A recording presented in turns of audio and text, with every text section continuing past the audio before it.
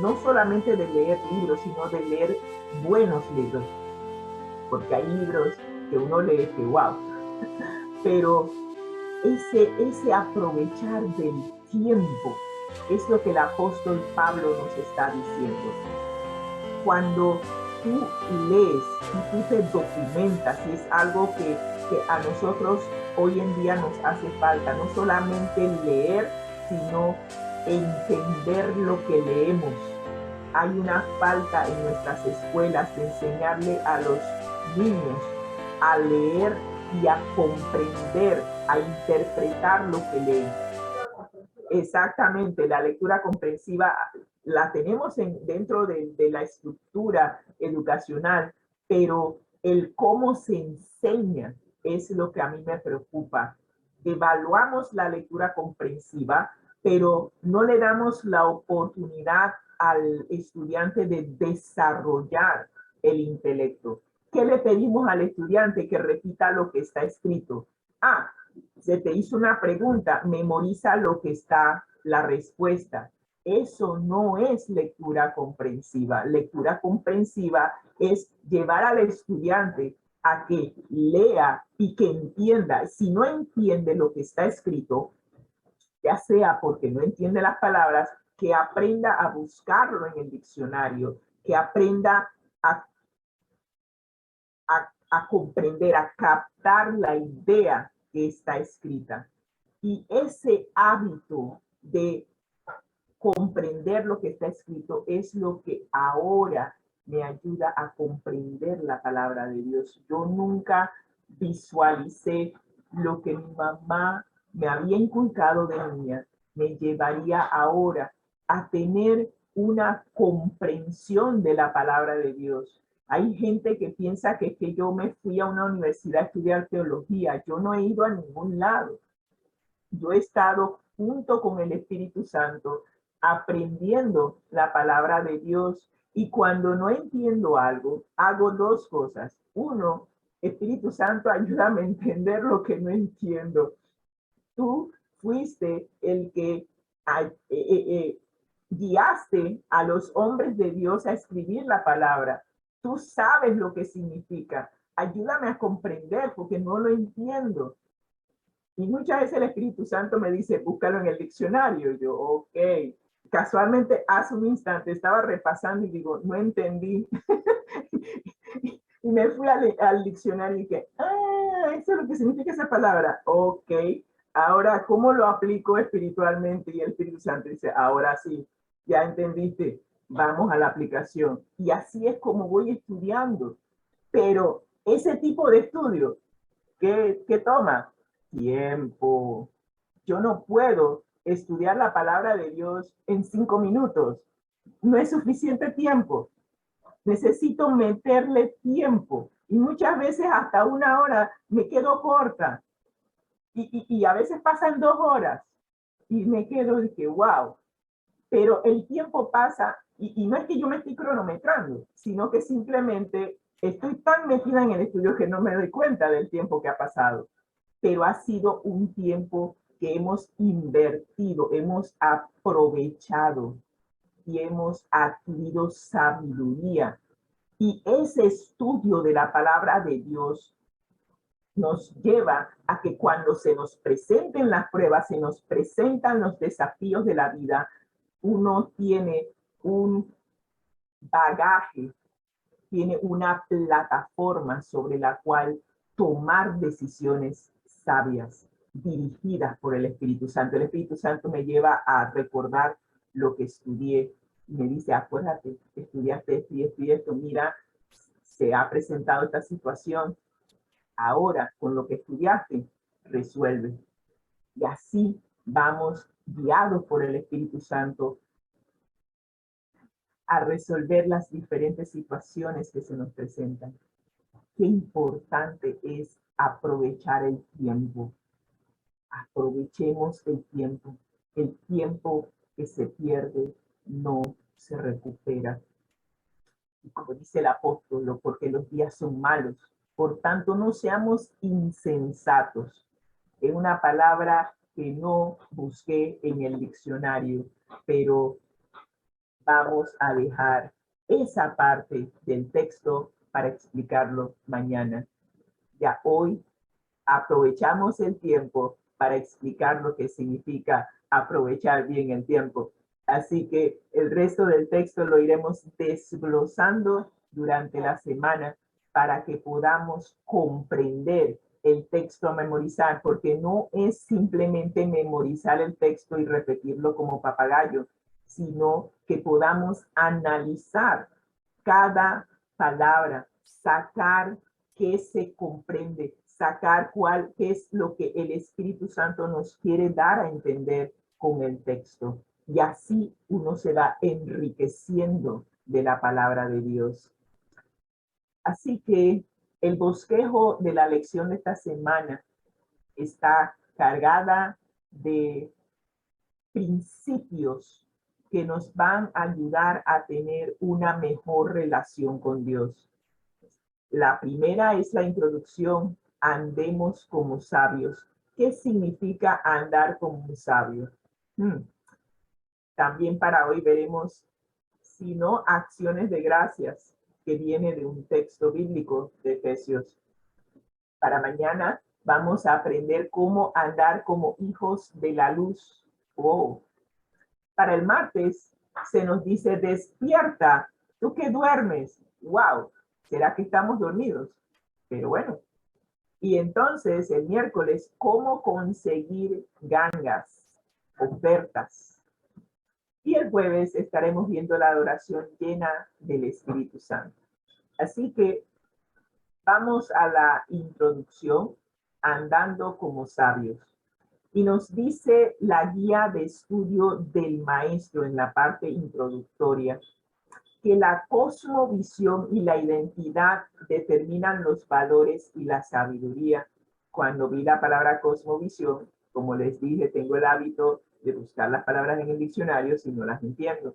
Así que buscamos la definición de cosmovisión. Cosmovisión es una palabra compuesta, está compuesta de dos palabras, cosmos, que es mundo, y visión, de ver. Así que cosmovisión es la forma en que una persona ve, piensa, siente y cree del mundo que le rodea. Otra definición, cosmovisión es la forma en la que una persona, cultura o sociedad percibe la realidad o el mundo. Y saben, una de las cosas que he aprendido estudiando la palabra de Dios es que la cosmovisión del mundo sin Cristo es totalmente diferente a la cosmovisión del mundo cuando tienes a Cristo en tu vida. La manera en que yo veía el mundo, la manera en que yo pensaba, las cosas que yo creía antes de conocer a Jesús, eran totalmente diferentes a cómo veo el mundo ahora. ¿Sí? Totalmente diferente. Así que una cosmovisión sin Cristo, una cosmovisión gentil, va a desarrollar una serie de valores y nos va a dar una sabiduría totalmente diferente a la sabiduría que obtenemos de la palabra de Dios. Los valores de Dios se generan o generan un tipo de sabiduría que es totalmente diferente. Y cuando nosotros tenemos sabiduría cristiana, vamos a tener como base el amor de Dios. Y en contraposición, la sabiduría del mundo expresa otros valores. Hay un desenfreno sexual, hay jactancia egocéntrica, hay muchas bebidas, hay mucho lo que yo llamo un mal uso del tiempo, por decir algo. Porque cuando yo veo, y era lo que yo hacía, no estoy criticando el estilo de vida de los demás, estoy hablando por mi propia experiencia. Yo recuerdo los fines de semana, nosotros nos dábamos unas arrancadas que nada que ver. Nos íbamos con mis amigas y nos arrancábamos para una fiesta de bebidas, baile, o sea, cuando llegaba a la casa llegaba con este dolor de cabeza de todas las bebidas alcohólicas y esta resaca. Me tomaba, cuando me levantaba en la mañana, dolor de cabeza, me tomaba 2 Buferín y seguíamos adelante y el otro fin de semana volvía y nos arrancábamos. O sea, ese era el estilo de vida y era lo normal. Pero ahora al conocer a Jesús me di cuenta de que qué pérdida de tiempo. Yo me quedé pensando, ok, y esas arrancadas que yo me daba, y por cierto, estoy utilizando terminología de acá de Panamá, esas arrancadas que yo me daba, ahora creo que le llaman parking, que se ponen en una esquina a tomar y a conversar. Y yo decía, pero ¿y qué ganaba yo con eso? Que me divertía y todo lo demás, pero el daño que me estaba haciendo en el cuerpo, por lo menos la tomadera, yo me quedaba pensando, ¿qué es esto? Y ahora que tengo un poquito más de sabiduría, me di cuenta de que era un estilo de vida que realmente no me llevaba a nada productivo. Así que la diferencia entre la sabiduría del mundo y la sabiduría de Dios consiste en comprender una pregunta crucial. ¿Quién es el objeto de la adoración? ¿A quién yo estoy adorando? Y si usted piensa que adorar se hace en la iglesia, nos equivocamos. Cuando estudiamos el libro Una vida con propósito, nos dimos cuenta de que todo lo que nosotros hacemos es adoración y yo no tenía idea de eso. El corazón de la adoración está en el propósito número 1 y nos dice, y voy a solamente a mencionar para que se entienda que la verdadera adoración, que es agradar a Dios, se da cuando nosotros nos entregamos por completo a Dios. Pero esa entrega, si yo no se la hago a Dios, ¿a quién se la estoy haciendo? ¿A quién yo estoy adorando? Y nos dice, puedo estar adorándome a mí misma o a Dios. ¿En quién se centra mi vida? ¿En mí misma o en Dios? ¿De quién me estoy llenando? ¿De mí misma o de Dios? Solamente hay 2 opciones. O hago de mi vida lo que yo quiero, como a mí me da la gana, o me entrego por completa a Dios y en vez de hacer mi voluntad, hago la voluntad de aquel que lo entregó todo para que tú y yo podamos tener vida eterna. De eso se trata la vida. ¿A quién me entrego? O a quién, mejor dicho, voy a ponerlo en términos prácticos, ¿a quién estoy complaciendo con mi estilo de vida? ¿A mí misma o a Dios? Términos prácticos. Cuando me doy cuenta de lo que Jesús hizo por mí en la cruz del Calvario, eso me lleva a entender lo mucho que Él me ama. Y yo no conozco a nadie que esté dispuesto a sufrir y a morir como sufrió y murió Jesús. Por algo que Él no hizo. Llevó sobre sí mismo la carga de mis pecados. Yo fui la que debí morir en la cruz. Y cuando yo me enfrento a esa realidad de alguien que lo entregó todo por, por mí, eso trae a mi mente una convicción que no tengo cómo ponerla en palabras, pero genera en mí un agradecimiento que va más allá de lo que puedo explicar. Y en agradecimiento por lo que Jesús hizo por mí, yo tomé la decisión de hacerle una entrega total de mi vida como agradecimiento. Digo, Señor, tú lo entregaste todo por mí. Lo menos que yo puedo hacer es entregarlo todo por ti. Quiero que sepas que lo que hiciste por mí en la cruz no fue en vano. Quiero que tengas yo diría, que te sientas complacido en saber que todo lo que pasaste, todos esos latigazos, esa, esos clavos en tus manos y en tus pies no fueron en vano. Yo acepto tu sacrificio y porque acepto lo que hiciste por mí, toma mi vida, hazla lo que tú quieras. Que tu voluntad se haga en mí, porque yo sé que tu voluntad es lo mejor para mí. Cuando tú haces esa entrega, tu vida queda transformada. Te das cuenta de que Jesús toda la vida lo que siempre ha querido es lo mejor, porque Él es nuestro hermano mayor, nuestro Padre Celestial lo ha dado todo para que tú y yo tengamos vida eterna, que tengamos vida en abundancia. Y ante eso, el mundo, lo que me ofrece el mundo es nada en comparación con lo que me ofrece mi amante Salvador Cristo Jesús. Y por eso hoy yo soy cristiano, porque amo a Jesús. Y esa entrega de amor la hago todos los días. Cada vez que me levanto digo, Señor, tómame, haz tu voluntad en mí. Yo sé que tú deseas lo mejor para mí. Yo deseo pasar contigo el resto de la eternidad. Y eso es la diferencia de andar en sabiduría y de no andar en sabiduría.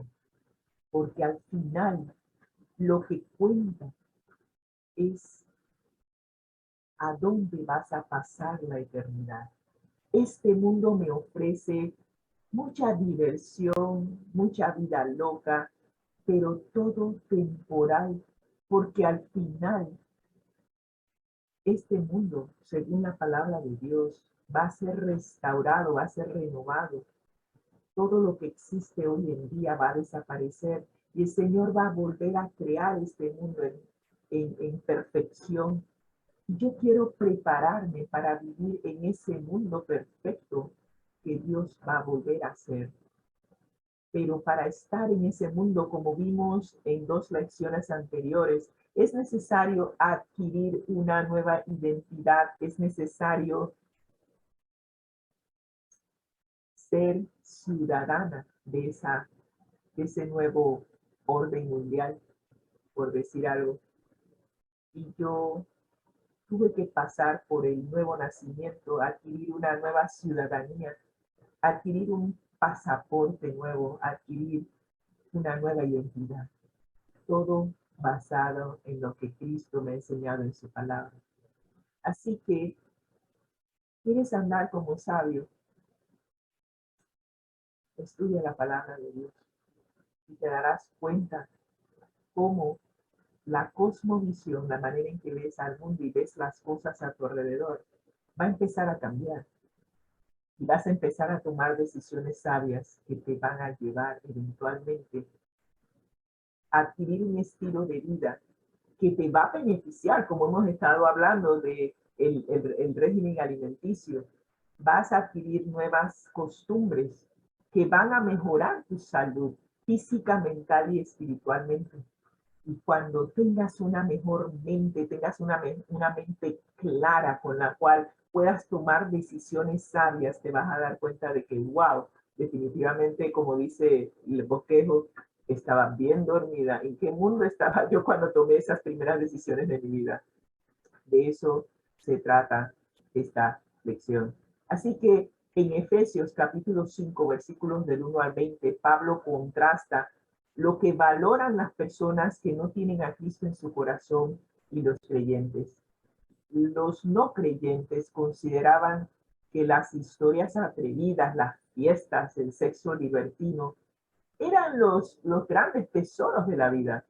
Sin embargo, los creyentes saben que un día van a tener que rendirle cuenta a Dios por todo lo que han hecho en esta carne, sea bueno o sea malo, y por ende desean poner los puntos sobre las sillas, como decimos en buen panameño, darle valor a lo que realmente merece valor.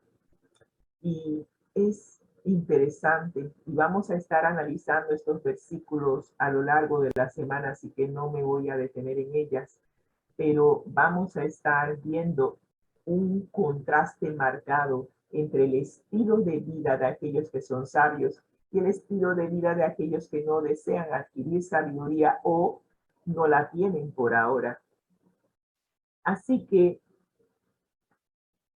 en lugar de apostar por las fiestas y las ebriedades, los creyentes atesoran las cosas buenas, rectas y verdaderas. Por lo tanto, Pablo nos insta a aprovechar el tiempo que tenemos en Cristo mientras que estemos vivos y que estemos a las puertas de la eternidad. Así que las notas de Elena G. White para esta lección dicen lo siguiente de la edificación del carácter. El apóstol Pablo describe el fruto que el cristiano ha de llevar. La semana pasada estuvimos viendo cuál es el fruto del Espíritu Santo y aquí vamos a verlo. Él dice, hablando del apóstol Pablo, que cuando tú permites que el Espíritu Santo te guíe, vas a notar un cambio en tu manera de pensar y vas a notar que tus acciones, tus palabras van a ser bondadosas, van a ser verdaderas y van a ser justas. Y eso refleja que el Espíritu Santo mora en tu mente. Y cuando el Espíritu Santo mora en tu mente, vas a notar un cambio en tu vida. Vas a notar manifestaciones, vas a notar actitudes que reflejan amor, gozo, paz, paciencia, benignidad, bondad, fe, mansedumbre y templanza. Estas preciosas gracias son solo los principios de la ley de Dios en nuestra vida. Va a haber un cambio, pero tú no lo vas a notar, simplemente las personas a tu alrededor van a notar, oye, estás cambiando, ¿qué estás haciendo? ¿Por qué el cambio? Van a notar el cambio, pero el cambio va a ser tan positivo que van a preguntar, ¿qué estás haciendo? Porque van a querer emular, van a querer imitar lo que estás haciendo para ellos también recibir ese beneficio del cambio. Y nos dice la edificación del carácter, porque es el carácter lo que está cambiando. Al mirarnos en el espejo divino de la ley de Dios, vamos a ver un carácter excesivamente pecaminoso, ¿sí? Vas a ver que estás manchado, estás sucio, estás embarrado de pecado. Nuestra propia condición perdida como transgresores se va a ver en el espejo cada vez que mires los 10 mandamientos, dices, oh, definitivamente que ando mal. Pero por el arrepentimiento y la fe, vamos a ser justificados por Dios. O sea, ¿qué es lo que hace Dios? Cuando nosotros nos arrepentimos y confesamos nuestros pecados, como dice Primera de Juan 1:9, Él es fiel y justo para perdonarnos y limpiarnos de toda maldad. Así que todas estas manchas que tenemos aquí, Él las limpia y cubre la vergüenza de nuestra desnudez, como vimos en la lección pasada. Nos cubre con su manto de justicia. ¿Qué es el manto de justicia? Es la justicia de Cristo. Cristo nunca pecó, y como Cristo nunca pecó, Él nos cubre a nosotros, borra todo nuestro registro de pecado y en su reemplazo pone el registro de Él sin pecado. De esa manera, cuando el Padre mira nuestros registros, dice, oh, Rosita aceptó lo que Jesús hizo por ella en la cruz del Calvario. Vamos a ver si tiene algún pecado. No, no tiene nada. Perfecto. Está sellada y está, mientras que se mantenga en esa condición, estará lista para venir a morar con nosotros por la eternidad. Y de eso se trata. mantenernos en comunión constante, que ese registro permanezca limpio. Pero tenemos la naturaleza pecaminosa, eventualmente vamos a caer, pero lo importante cuando uno cae no es quedarse caído, sino levantarse, proceder al arrepentimiento, a la confesión de los pecados y volver a esa plataforma en donde Jesús nos cubre, nos limpia de todo pecado y de toda maldad. Así que ahora vamos a la lección de hoy, que nos habla de acciones de gracia. No tengo idea de qué está hablando esta lección. Usted dirá, pero ¿cómo si usted no la estudió? Digo, sí, pero no entendí qué tenía que ver el título con la lección, así que el Espíritu Santo nos irá desarrollando esa relación para que la podamos comprender. Nos hace la pregunta, ¿en qué sentido quiere Pablo que los creyentes sean imitadores de Dios? Vamos a analizar el primer versículo del capítulo 5 de la epístola a los Efesios. Capítulo 5, versículos 1 y 2, que nos dicen, sed pues imitadores de Dios como hijos amados. ¿Cómo imito yo a Dios? ¿Cómo imitan los hijos a sus padres? Los hijos imitan a sus padres porque conviven con ellos, están en el mismo hogar, pasan tiempo juntos, la manera en que come la mamá, se le pega a la hija, la manera en que camina la mamá, se le pega a la hija, la manera en que viste la mamá, también viste la hija. Somos imitadores de nuestro Padre. Así que implica que entre más tiempo yo pase estudiando la palabra de Dios, estando en comunión con Dios por medio de la oración, se me va a pegar las diferentes actitudes y maneras de pensar de nuestro Padre. Y entonces, como dice primera de Juan 4:8, que Dios es amor, vamos a empezar a andar en amor, como también Cristo nos amó y se entregó a sí mismo por nosotros, ofrenda y sacrificio a Dios en olor fragante. Qué importante es imitar a Dios, que es amor. Entre más tiempo paso con Dios, más se me va a pegar, Él me va a llenar de su presencia. Como dice Gálatas 2:20, si he entregado mi voluntad por completo a Dios, entonces ya no vivo yo, sino que vive Cristo en mí. Y si Cristo vive en mí y Él me dice que Él y el Padre uno son, y Él me dice que Él quiere que nosotros seamos uno con ellos, entonces el estar unidos a ellos por medio de la oración y el estudio de la palabra va a hacer que el amor se pegue, que es el fruto del Espíritu Santo, es el primero, amor. Así que entre más tiempo estoy en relación con Dios, más se me va a pegar su amor. Qué emocionante. Poder amar como Cristo me amó. Wow. Así que Pablo nos insta Pablo insta a los creyentes de Éfeso a andar en amor. Un llamado importante para nosotros también, andar en amor. Debe inspirarnos el amor con el cual Cristo nos amó a nosotros. Y por eso que yo les decía, cuando tú ves cómo Cristo nos ama, cuando tú ves todo lo que Él padeció por nosotros, el corazón no queda igual. Tú te das cuenta de que, wow, nunca he tenido a nadie que me ame así. Y en respuesta a ese amor es que tú te entregas por amor a nuestro Padre Celestial, porque has reflexionado sobre el gran amor de Dios hacia nosotros. Así que Pablo afirma 4 cosas acerca del sacrificio que hizo Jesús por nosotros. Primero, ese sacrificio fue motivado por amor a nosotros. Juan 3:16 nos dice, de tal manera nos amó Dios, que Dios dio a su único Hijo, para que todo aquel que me cree no se pierda, mas tenga vida eterna. pero también Cristo se entregó a sí mismo por nosotros. Él se dio.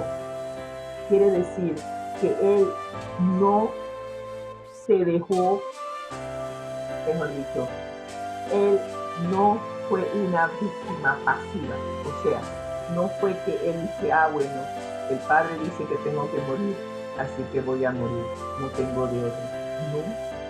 No fue así. Él se ofreció. Cuando usted lee la historia de la redención, usted ve ese pasaje donde el Padre y el Hijo están